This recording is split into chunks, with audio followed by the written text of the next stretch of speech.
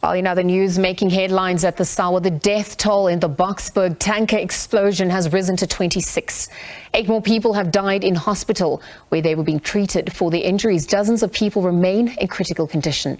The updated death toll was released by Gauteng Premier Panyaza Lesufi earlier today during a visit to family members of hospital staff killed in the blast. At the same time, police have confirmed that the tanker driver has been released. He was expected to appear in the Boksburg Magistrates Court today, where he was expected to face charges of culpable homicide, negligent driving and malicious damage to property. A truck carrying LGP gas exploded after it got stuck under a low bridge about 100 meters from the Tambo Memorial Hospital on Gauteng's East Rand on Christmas Eve. Well, the Gauteng Provincial Government, led by Premier Lesufi, visited the families of healthcare workers from Tambo Memorial Hospital this morning who passed away. Of course, follows the fatal gas truck explosion in Boksburg on Christmas Eve. Gauteng Premier Panyaza Lesufi joins us for an update. A very good evening to you, Premier. Thank you for joining us here on the SABC. Thank you so much, Leslie. Good evening. It's obviously been a rather busy, emotional day for you, emotional and traumatic past few days as well. Perhaps you can just give us an update after having paid condolences to the healthcare workers' families who have been affected. How are they doing? And obviously looking at both those who've lost their lives and those who are recovering.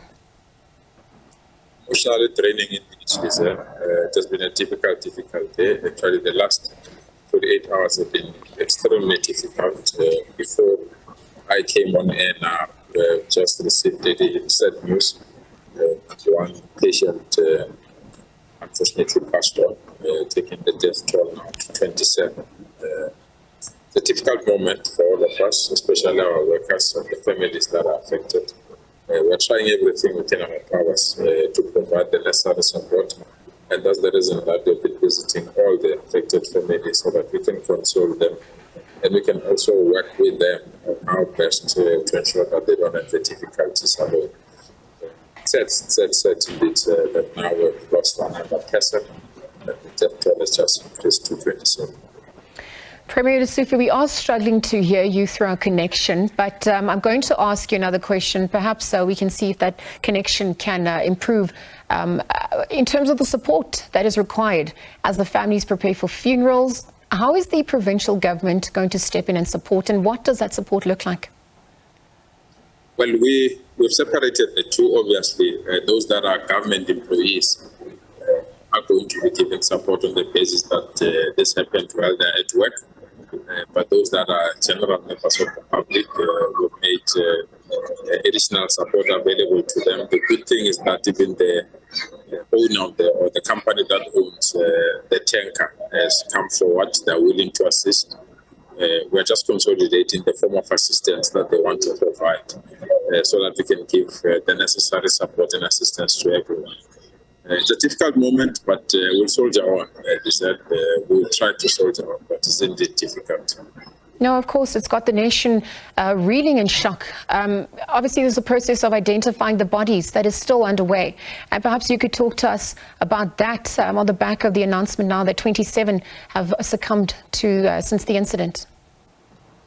Yeah, we still have 3 people that are still in ICU. We're crossing our fingers that they survive. And we still have 2 people that are missing. So far, I think the families are coming in because we are coming out of a series of holidays. So the families are coming in to identify the bodies.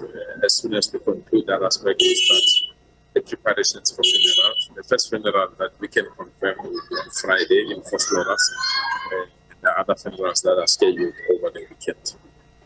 All right, and then Premier, perhaps just on the back of the driver being released after appearing in court yesterday, what are your comments and thoughts on that legal process that's also set to unfold?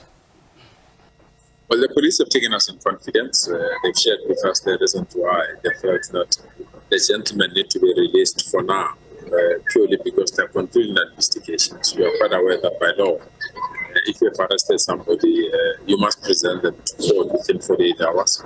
And they believed that if they did that, they would have omitted serious evidence that still need to be gathered so that they can amplify their charges. They really believe that this this gentleman must face more charges than the one that they are ready with. They still have to get the forensic reports, they still have to get the reports from the engineers, they also still have to get the reports from family members that are affected, so that they can have a solid case.